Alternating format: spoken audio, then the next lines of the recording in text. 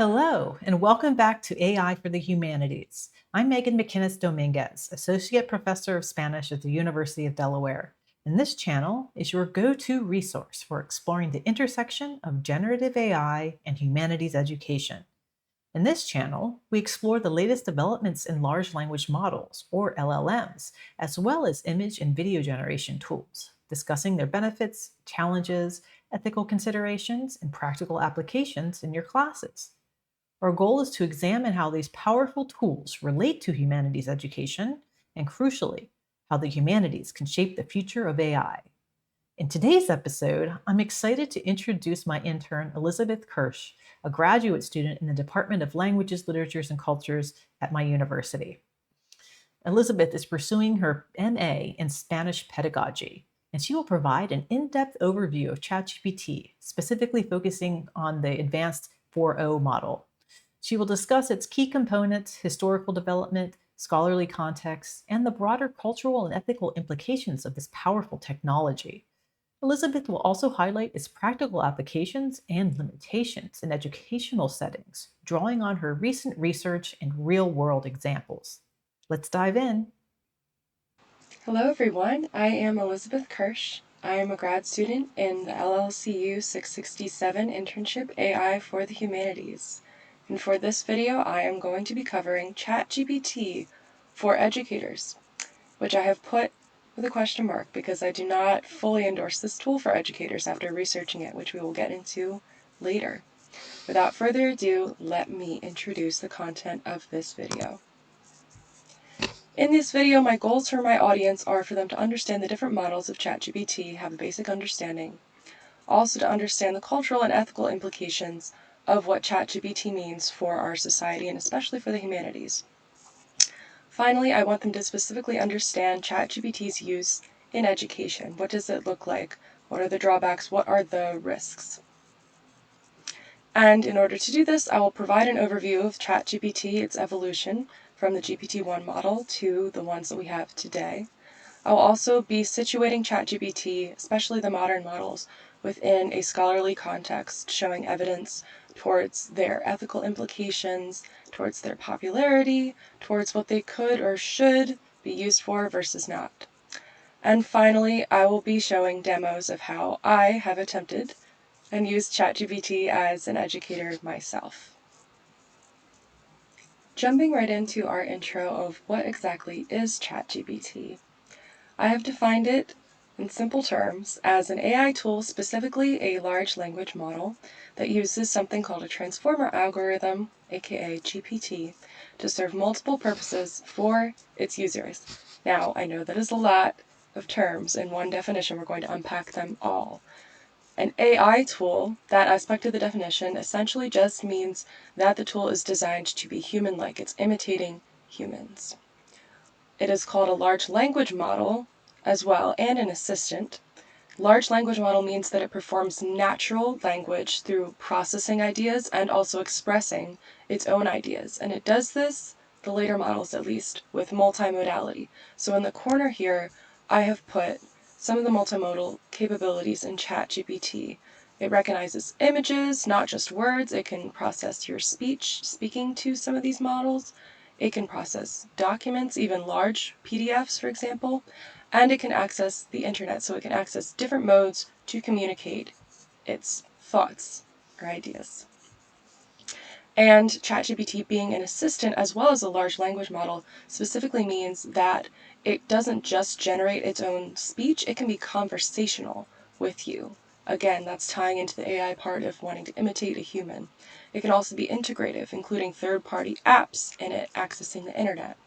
And it can be memorizing, which is something that leads us to some of our ethical concerns we'll talk about later. It remembers information that you tell it as a setting that can be toggled on or off.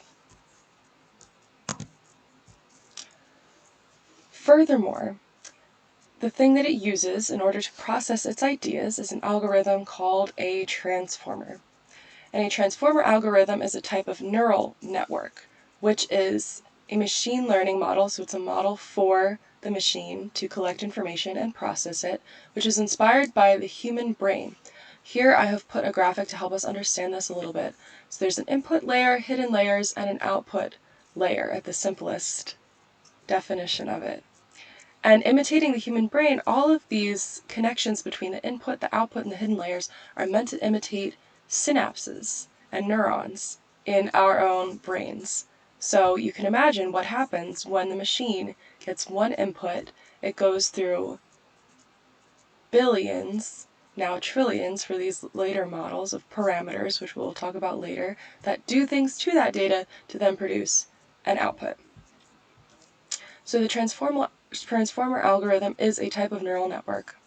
And the way that it learns is by breaking down the data that it is given into these smaller units called tokens. Tokens have estimated to be about 4 characters in English, that equivalent, and they are the small units of data being processed by the GPT. What it does, it doesn't only break the ideas down, but it finds patterns in them. What it does in these hidden layers is finding patterns relating the data to itself, to prior knowledge it might have, to other settings that are turned on or off for a certain user, and it transforms the input into an output. That is why it's called a transformer algorithm. And this specific algorithm is categorized as GPT. What does that stand for? Generative pre-trained transformer. It's a threefold definition.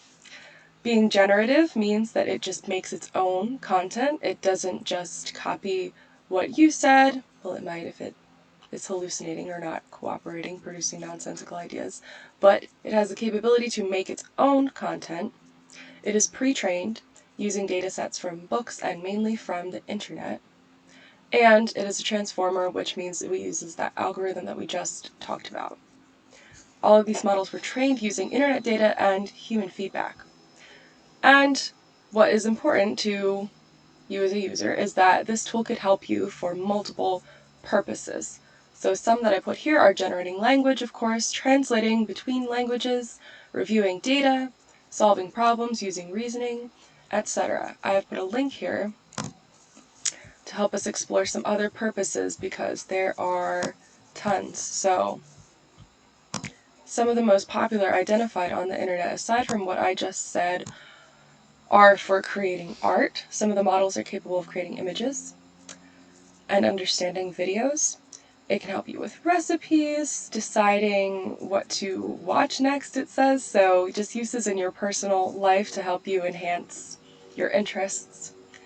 People are using it to plan trips, for example, explain complex topics to themselves, make certain academia more comprehensible, and it says that it's able to help you advance in your career. I would adjust that to say make your career more accessible to you and get rid of some of that busy work is what it's being used for by a lot of professions currently.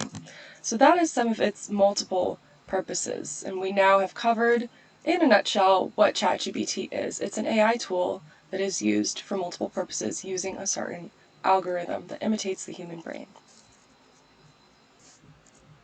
According to MIT, GPT-3 was the first model to really look like what we consider to be GPT today. It was not yet conversational, but the parameters were increased many, many, many times. In fact, this infographic should say billion. 175 billion parameters is what it had.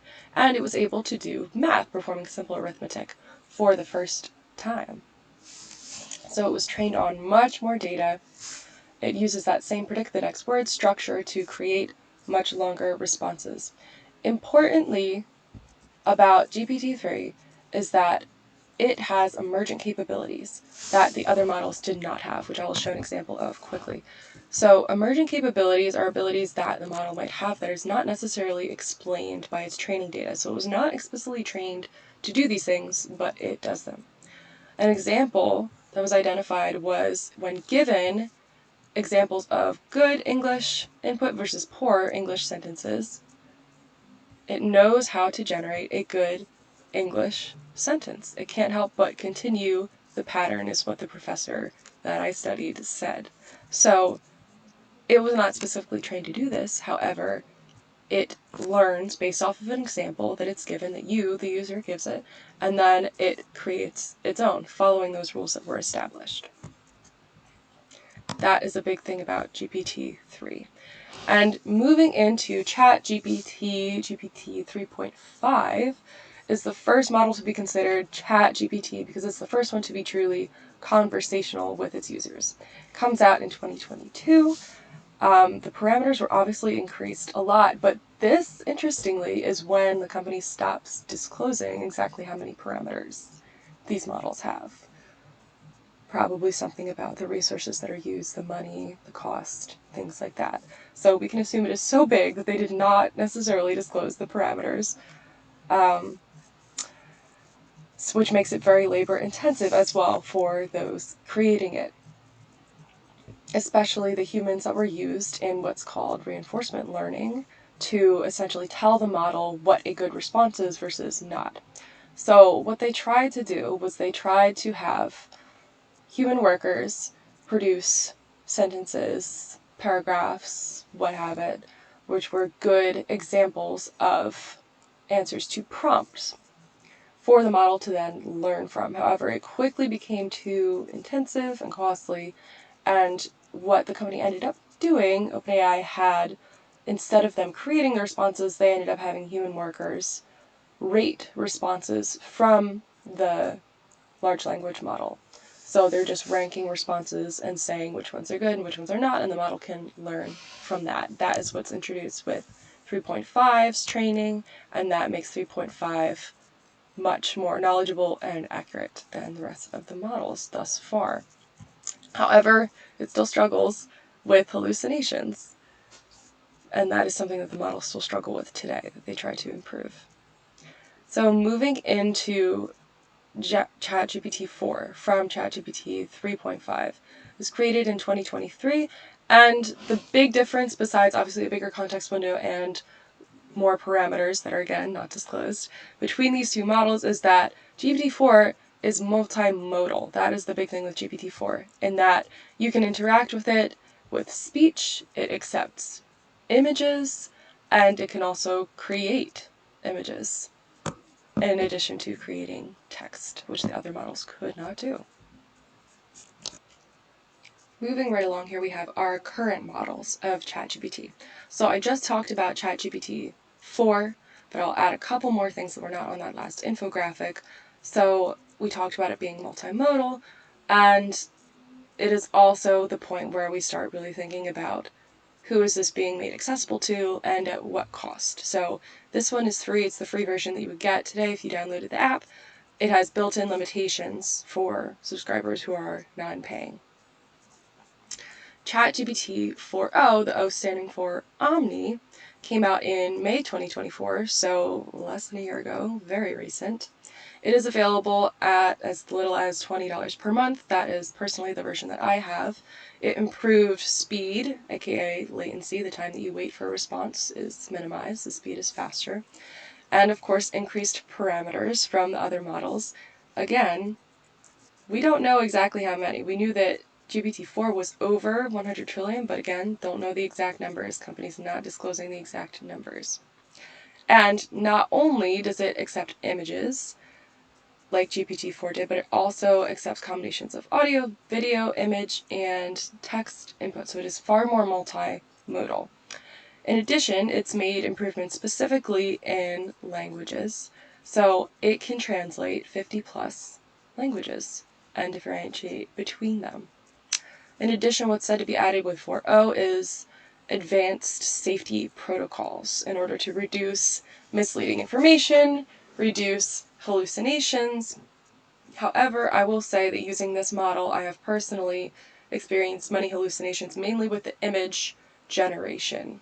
For example, as a teacher, I asked it to make me vocabulary cards, and the definitions were completely hallucinated. ChatGPT 0.1 models also exist, and what they are designed to do specifically is go through complex reasoning problems. So they are very useful in STEM. Came out in September 2024, and it is said to be better at coding, research, and math than other models were. Again, not perfect, but better than the other models. It is available to people at $200 a month, It is said to perform at a PhD level. I'm putting this in quotations because, of course, with the hallucinations, is it really performing at PhD level? But it's supposed to perform at PhD level when asked about topics in STEM, when asked about research, and it is supposed to create responses that are comparable to someone who has a PhD. However, something that's very significant is that it hides its reasoning. So users online I have seen are talking about the fact that when they ask the O1 models where their reasoning comes from, they are getting emails from OpenAI telling them that they may have their subscription taken away because they're not following community guidelines that go with the model. And I personally think this is very suspicious because other models, if you ask them, for example, 4.0, why do you think this? What is your reasoning? You don't get any sort of flag, nothing. But with the O1, it is attached. That questioning of the reasoning is getting censored. So there is a censorship attached to that model. And it being the more academic model, I find that to be very interesting. In addition to O1, we have OpenAI Operator, which essentially serves as an assistant to its user. It came out in February 2025, so last month. Don't know that much about it yet, but it's designed to interact with the internet and other applications in order to do tasks that the user is telling it to do, such as schedule appointments, it can complete forms, it can order products, it can book a flight, and it costs $200 a month. That's the starting. So different models for different focuses, all of them being large language models, all of them giving natural language, and now all of these new ones being mostly, for the most part, better than the other models at decreased hallucinations and increased accuracy of information. But still, it's not 100%. I personally think that it will never be 100%, that we should always check our information when using these models, even if they are supposed to be PhDs. And here is just a graphic showing the parameters and the context window so we can really see the increases. From 1 started with 512 tokens was all that it could process. Remember, 1 token is equivalent to about 4 characters in English.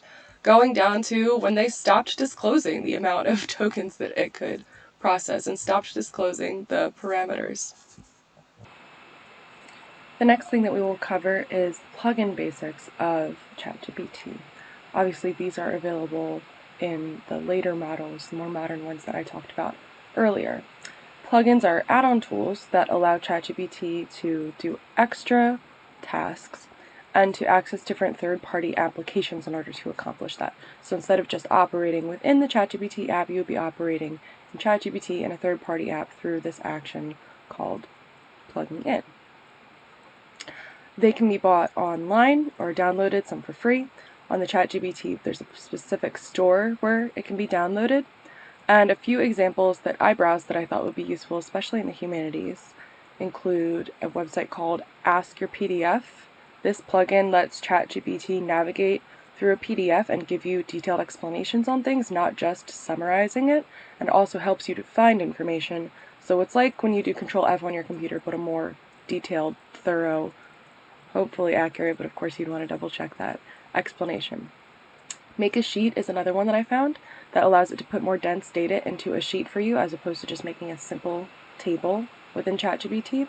And Smart Slides was the one that I was most interested in, that I would be curious to explore and see how the hallucinations are happening or not within that plugin. But Smart Slides is supposed to be able to let ChatGPT make slides for you when given basic instructions. And something else that I wanted to mention along the lines of plugins is not a plugin but a feature that recently came out, at least in the 4.0 model that I have, the $20 version, which is called Canvas. And this confused me at first because Canvas is another third-party application, but this is a feature called Canvas within the ChatGPT app.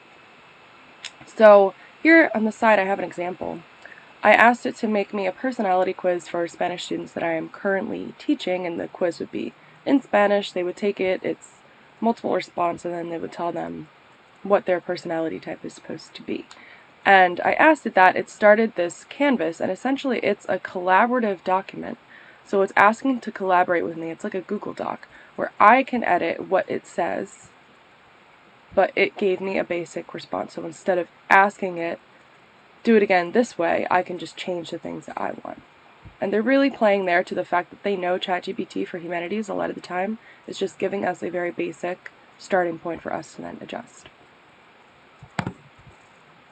Now moving on to the parameter setting. So earlier we talked about parameters being these controls, bunch of different factors that are influencing how the chatbot makes a response and what that response consists of. The later models, like we said, have trillions of these. There are some that you can adjust, and this is done not necessarily directly in the app, but through another application called OpenAI Playground that more in-depth users or coders like to download and play around with.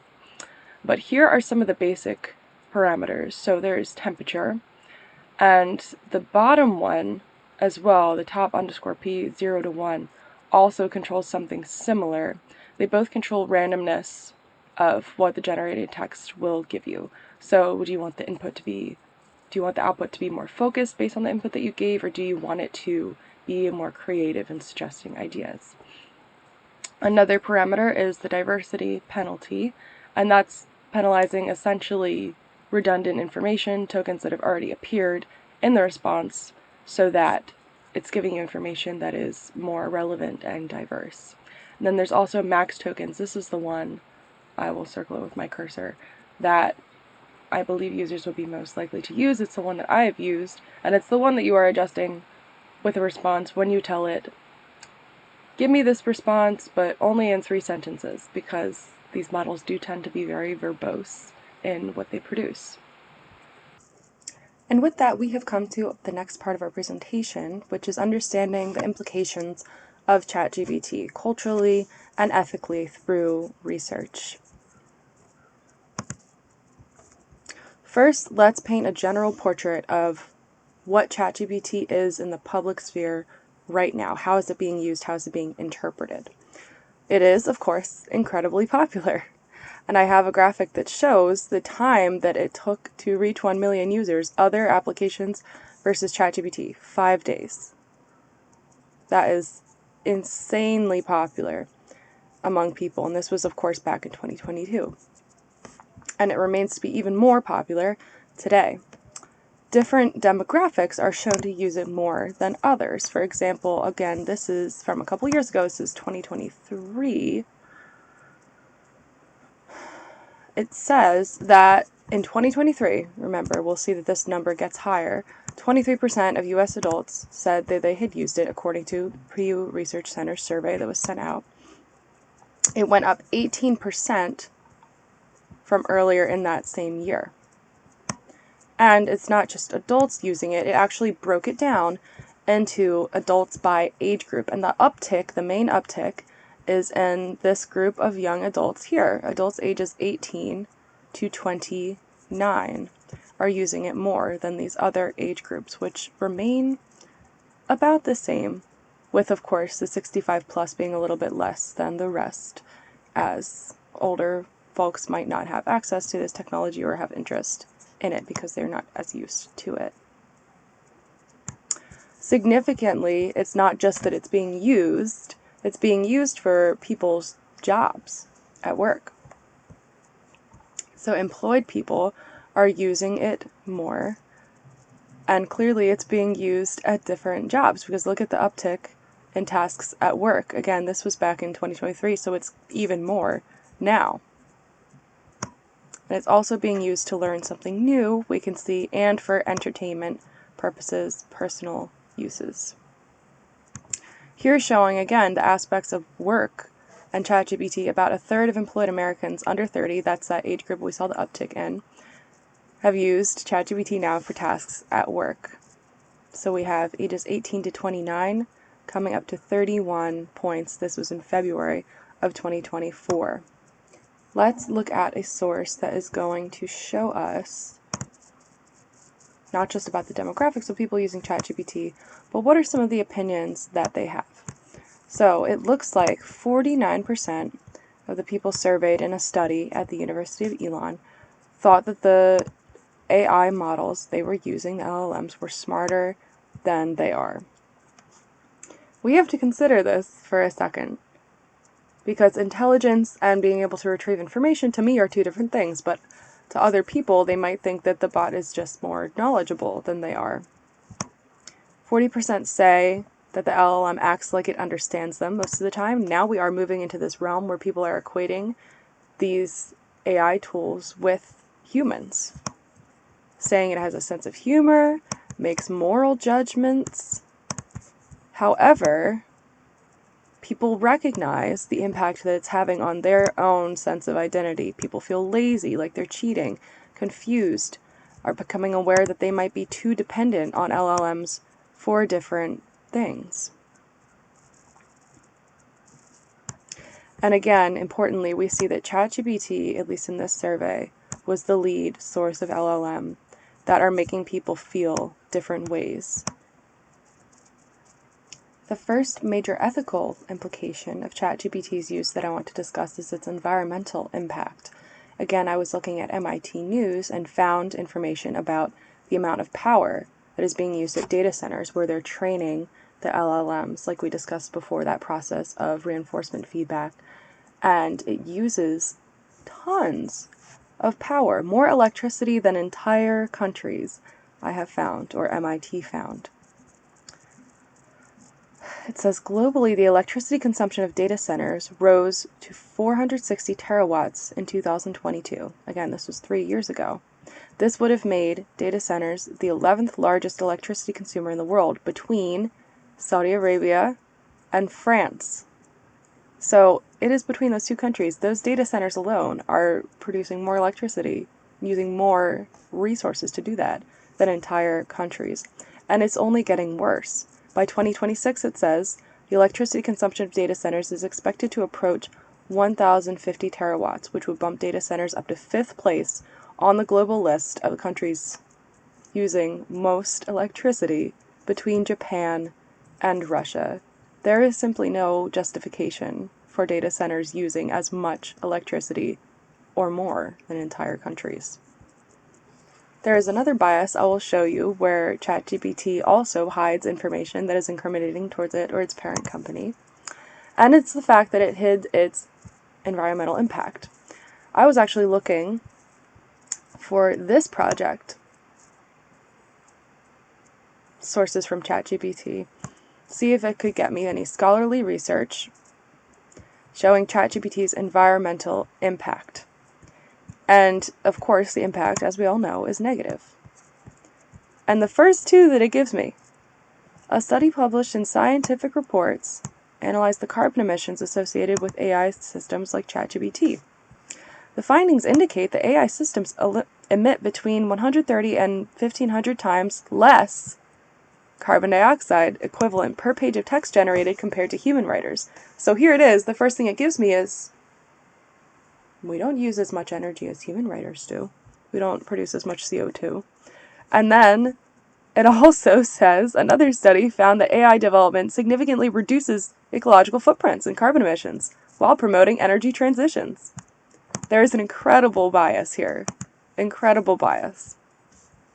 So this is another ethical concern about these technologies, is that we're seeing only what they want us to see through a certain lens.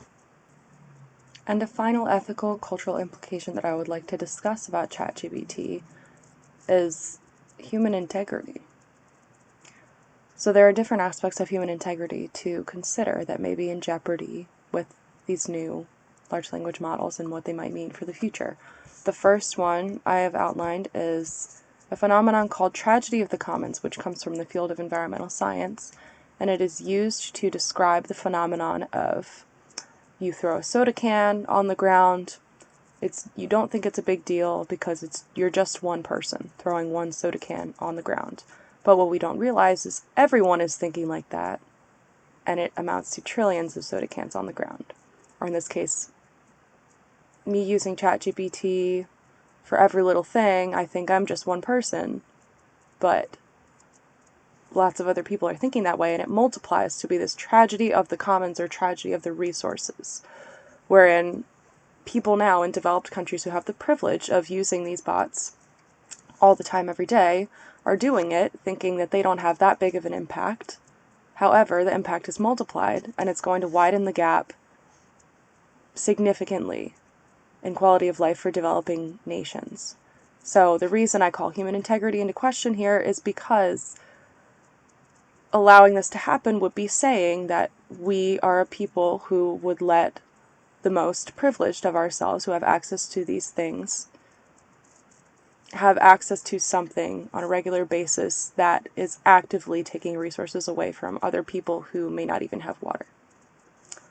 Another aspect of human integrity that I would like to call into question is the dependency on technology building in general with these large language models.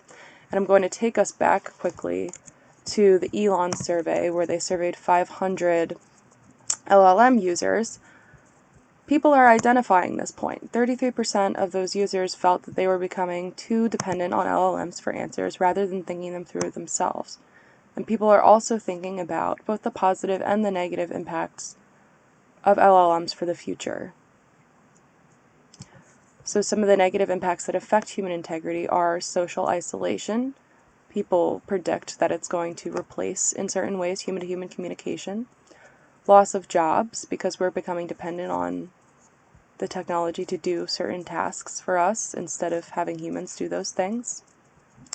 And serious social upheaval is identified because people, I'm predicting, will become angry about the division of resources and about feeling like their privacy is invaded. And it could be a serious threat to our society and our human integrity in those ways. Speaking of privacy and data sharing, I have put an image here that shows my concern for human integrity in this as well, because we really don't know where our data goes with these large language models. When I downloaded ChatGPT, this is a screenshot that I took. A data control that allows them to access and share my data was immediately toggled on. I had to go into settings and toggle it off, and it took me a while to figure out that it was actually on. It was a setting that I could turn off, and they're doing that on purpose, hiding it from users. Aside from hiding it, they are titling it things like this. This control is not titled share data on or share data off. It's titled improve the model for everyone on, or improve the model for everyone off. Don't improve the model for everyone. It's framing the data sharing to put users at the center of it in order to make people share their data more, which is very scary. And the last point that I will talk about with the ethical implications specifically is who is in control when we share our data in these ways, when we may not even be aware of what we're sharing, and when we become too dependent on these LLMs to do things that we could do ourselves, and we don't want to make a habit of not being able to do it ourselves anymore. And for the final part of this video, I would like to discuss ChatGPT's impact on education and the humanities through examination of more research and some demos. So thinking about the humanities, really we would like to think that, as the name indicates, only humans could perform these jobs and these careers, services provided that require aspects of the human condition.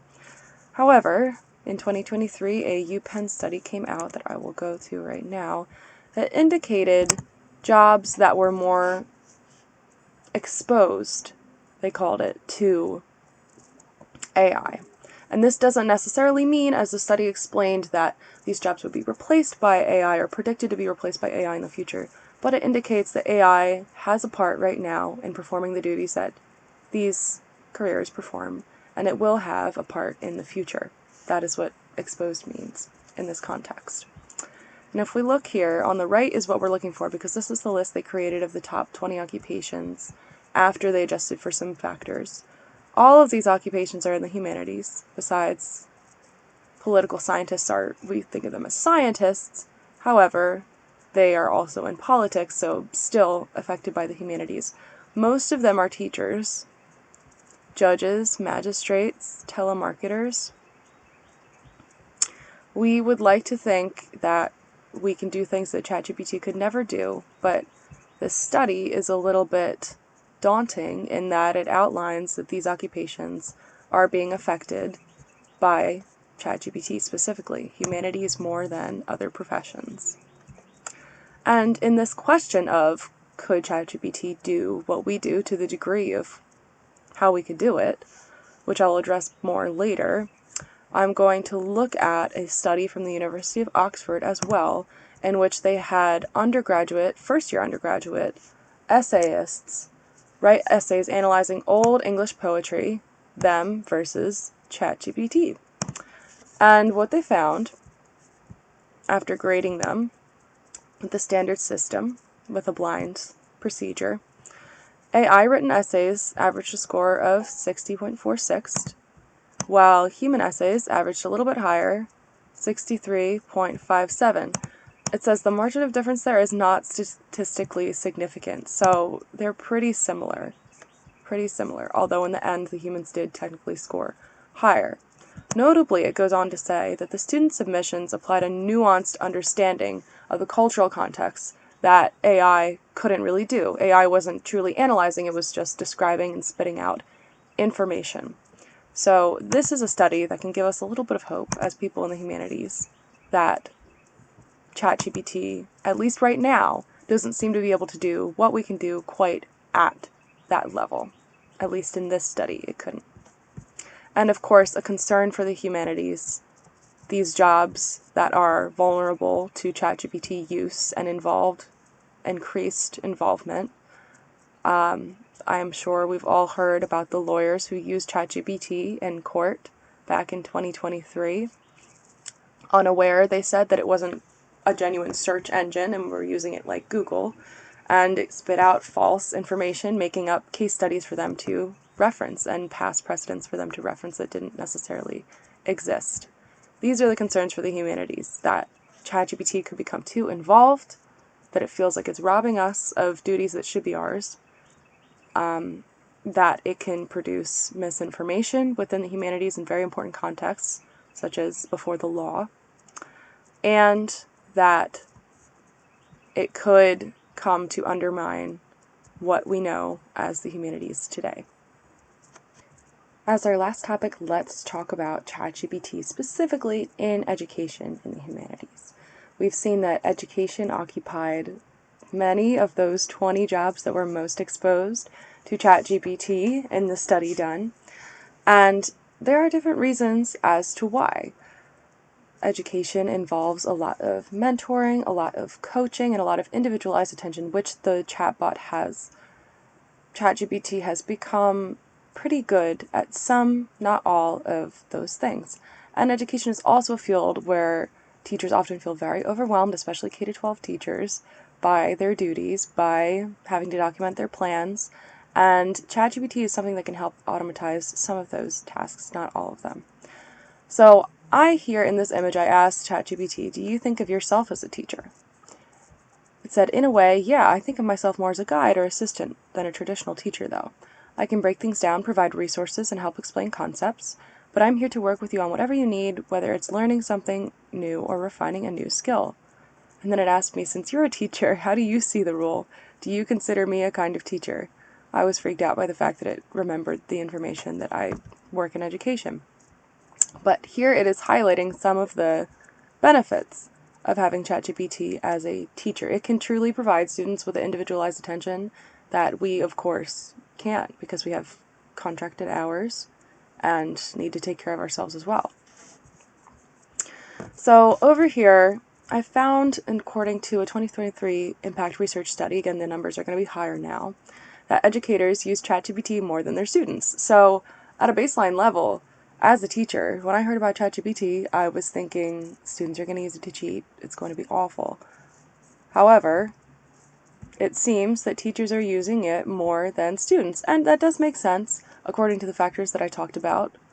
Cramming a lot of work, feeling overwhelmed, a lot of emotional energy, it's draining, not a lot of time for planning, and things like that. So 51% of educators, the study interviewed K-12 educators and K-12 students, versus 22% of K-12 students. And the things that ChatGPT is being used for most by teachers is creating lesson plans, materials, and assessments. So 30% used ChatGPT in helping to create plans and materials, and 30% used it to help create assessments. And I'm going to show now what my experience was in asking ChatGPT to create materials and assessments. So in teaching English as a second language, I asked it to design me a 20-minute ESL lesson for a group of 9 7th and 8th graders who scored emerging and expanding on the WIDA access test. That is a framework used across the nation that scores and numerizes students' English scores across the different speaking, listening, writing, and interpreting domains. It says the lesson should be about informational text with a focus on vocabulary and comprehension. Students must practice informing others about ideas from the text. It must also include formative and summative assessments. So those are the outlines that I gave it. Formative assessment being assessment that's not formal, you're just observing and noting their behaviors. And summative being something that is on paper or online that shows you concretely what their progress is. It took that and it designed this lesson. So clearly looking at this, it knows on paper exactly what goes in a lesson. It knows that a lesson is a learning objective, materials. It knows that a lesson should have a warm-up and a preview to vocabulary. It should have a couple of main activities, and it should have, of course, an assessment at the end. But let's take a closer look at this, and I will explain why it's not up to par with what a real teacher, would do. So, the objective is that students will be able to identify key ideas from a text and vocabulary from informational text and explain those ideas, the key ideas, to a partner. It outlines the materials. It's going to be a text, vocabulary cards, and exit tickets. Here's where it gets interesting. So we can see that it knows what a warm-up is. It knows that a warm-up is something that's supposed to engage the students and get them thinking about the topic. But here's the script it wants you to follow to warm students up. Show an image related to the text topic and ask, what do you already know about this topic?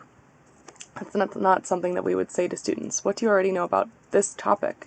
You might phrase it in a different way. What do you know about bees? Have you heard about pollination? It's springtime. Do bees have a special role in springtime? Things like that. So it knows on paper what a warm-up is. It's not doing a great job of actually imitating a real human in an accurate way doing that. In a vocabulary preview, it's introducing the vocabulary, and it knows what should go on a vocabulary card.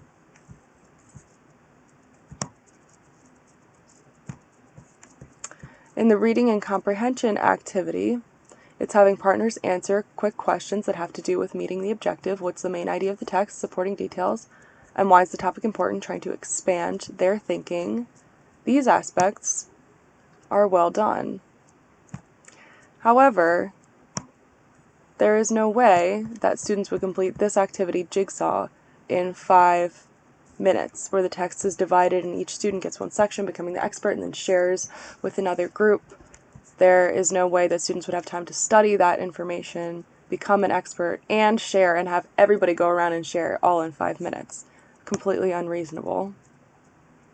Formative assessment, it knew what to do. It says listen as students discuss, note vocabulary use. It knows that formative assessment is observing students and taking your own notes and supporting them as needed.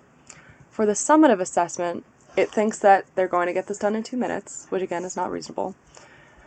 And it says that the summative assessment is going to be to write one fact you learned from the text and use one of the vocabulary words. If you remember, the objective was to be able to summarize main ideas and describe details that go into those main ideas. Asking students to write a fact that they learned is not evaluating that objective at all. So there is a flaw in the planning there. It knows what differentiation is. It knows how to do that for those different levels of ESL learners. Now let's look at the text that it provided us with to give these 7th and 8th graders. It's not so bad. The vocabulary that it generated was pretty natural. Pollination, pesticides, things like habitats. I wouldn't criticize this text so much as it moves in a pretty natural direction. However, the vocabulary cards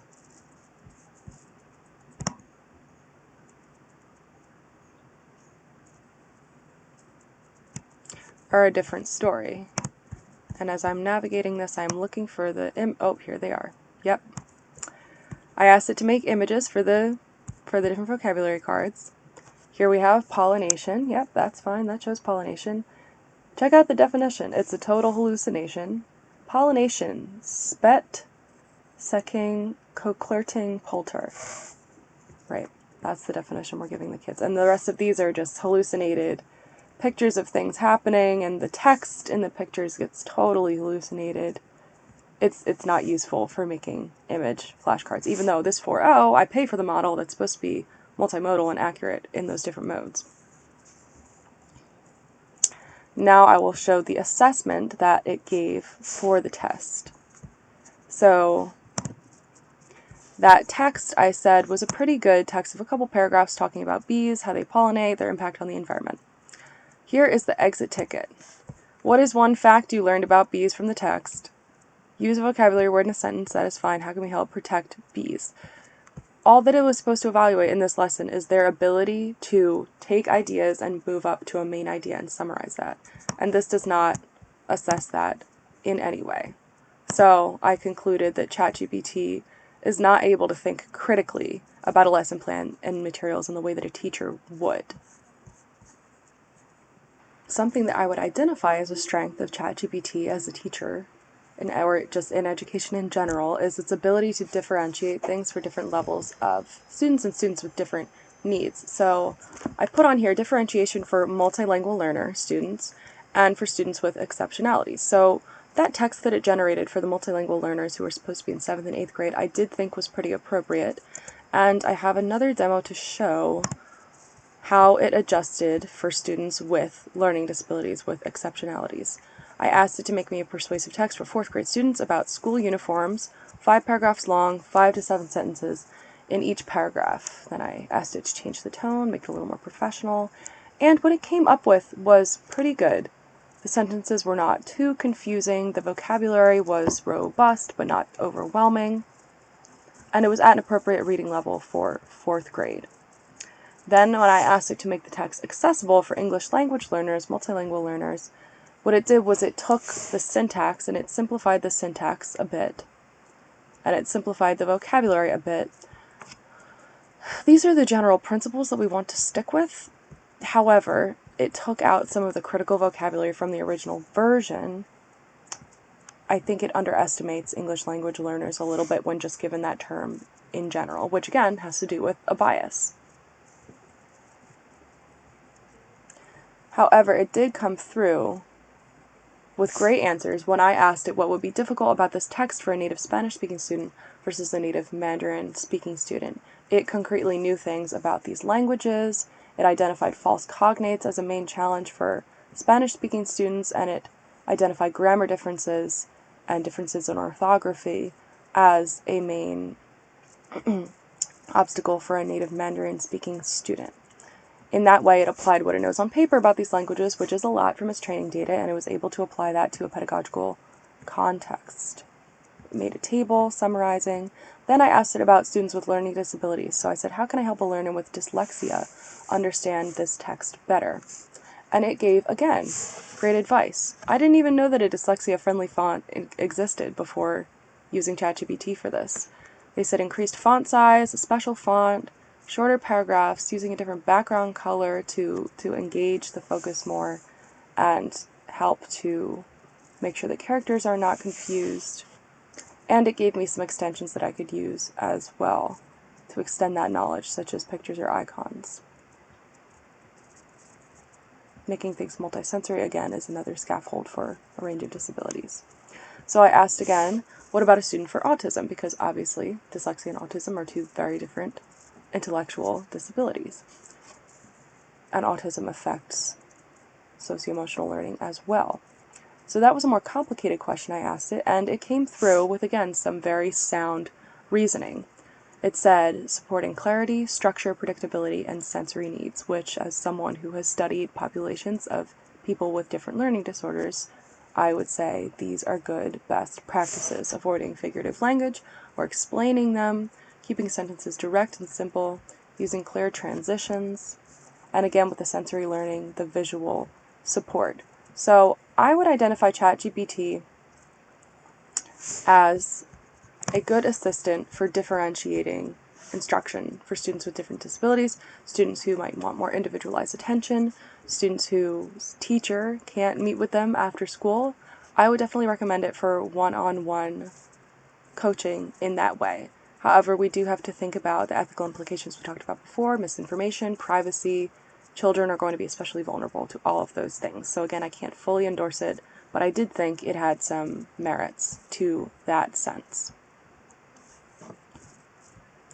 Now, the last thing I'll say about education in ChatGPT is that educators seem to be pretty polarized in their opinions, we'll go to CNN for this, about grading with ChatGPT.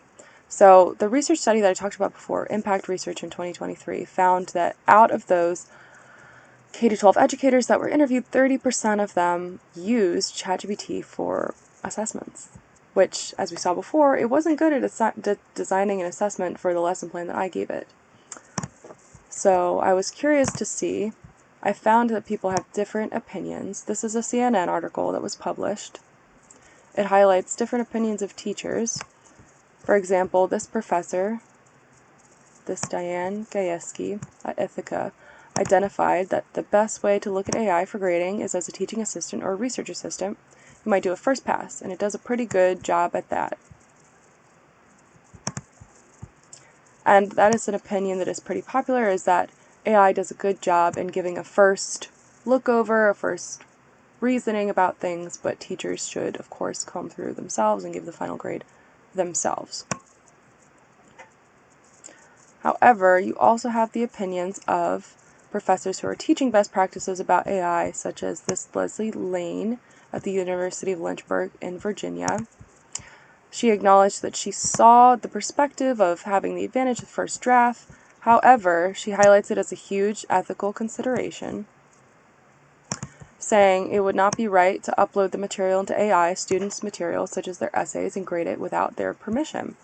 And importantly, she said, using feedback that is not truly from me seems like it is shortchanging that relationship a little.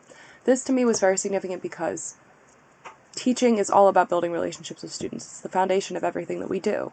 And if we are uploading their content to ChatGPT without their permission, or without telling them, and we're giving them feedback from ChatGPT and not from ourselves, we are, yes, I'm in agreement with her, shortchanging that relationship, our side of the relationship, a little bit. And to conclude this video, I'm just going to bring back a couple of the big ideas that I talked about. So ChatGPT comes with a plethora of benefits and of risks for our society. I put some images here to show that. The fact that it is empowering people with disabilities who feel like it can give them individualized attention that their teachers cannot. The fact that it, on the other hand, is using more electricity than entire countries, that it could potentially replace jobs, and that data privacy and data sharing is a huge concern. It has lots of benefits, it has lots of drawbacks. And one thing that we do know is whether you're someone who believes that the benefits outweigh the drawbacks or that the drawbacks outweigh the benefits, we know that it's going to continue to change our cultural landscape in years to come. Whether that is how the people in the Elon study predicted, replacing human-to-human connection in some way, or whether that is simply enhancing human abilities instead of undermining them, it's going to change our cultural landscape. It's going to continue to have the impact that it's having right now. And finally, more education and safety precautions are needed to protect our society, especially in education. Digital literacy is something that students take regularly now in the age of the internet that didn't quite exist before, and ChatGPT is something that should definitely, and AI in general, should be covered in digital literacy in K-12 to teach students about these tools, teach them about biases, teach them about risks with privacy, and not just students in schools, but what I showed before about the data settings being kind of kept private and being framed in a certain biased way to get you to share your information. Users in general should just be more informed about these products when they are downloading them without having to read through a 500-page contract that these companies know that no one is going to read. So The future of ChatGPT, in my opinion, after conducting this research, doing these investigations, relies on finding a balance between exciting innovation and protecting ourselves to maintain our human integrity and maintain the best parts of our society. And finally, thank you for watching this video. My hope is that it was informative and thought-provoking about ChatGPT. All of the references are listed, and they were also talked about throughout the video. Until next time, this has been ChatGPT for Educators.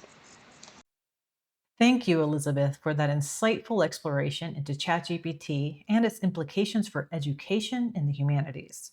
As we've seen today, ChatGPT offers exciting opportunities as a pedagogical tool, supporting educators with tasks ranging from lesson planning and differentiation to formative assessment. However, it also poses critical ethical questions about equity, bias, environmental impact, and the integrity of human relationships in educational contexts. Moving forward, it is essential that educators and scholars advocate for enhanced digital literacy education, greater transparency from AI developers, and ethical frameworks that protect both users and creators. By continuing to engage thoughtfully and critically with AI tools like ChatGPT, we can help ensure that these technologies empower rather than undermine the rich, human centered goals of humanities education. Thank you all for watching, and don't forget to like, subscribe, and share this video. Until next time, stay curious and keep exploring how the humanities can actively shape the future of AI. Our life-changing classrooms, lessons rearranged. From language to visuals, the landscape's strange. GPT 4.0 and 0.1 teaching side by side, but can they truly see the students deep inside? Models learning faster, ethical dilemmas rise. Equity and biases, we can't ignore the price. Keep the human at the heart in this AI-driven start, shaping stories, building dreams, finding balance in between. Generative, creative, yet careful and reflective, together we'll define a future that's humane by design. Elizabeth's our guide, navigating AI's truth, revealing possibilities hidden within youth. Digital literacy, now our urgent call. Transparency and ethics, protecting one and all. AI might write a lesson, but wisdom still comes slow. Integrity and insight, humans must bestow. Keep the human at the heart in this AI-driven start, shaping stories, building dreams, finding balance in between. Generative, creative, yet careful and reflective, together we'll define a future that's humane by design.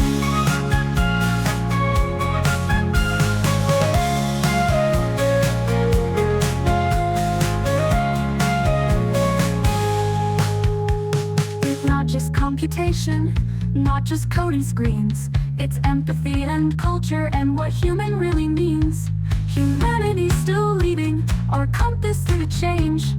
Tech is just a tool, the purpose stays the same. Keep the human at the heart in this AI-driven start, shaping stories, building dreams, finding balance in between. Generative, creative, yet careful and reflective, together we'll define a future that's humane by design.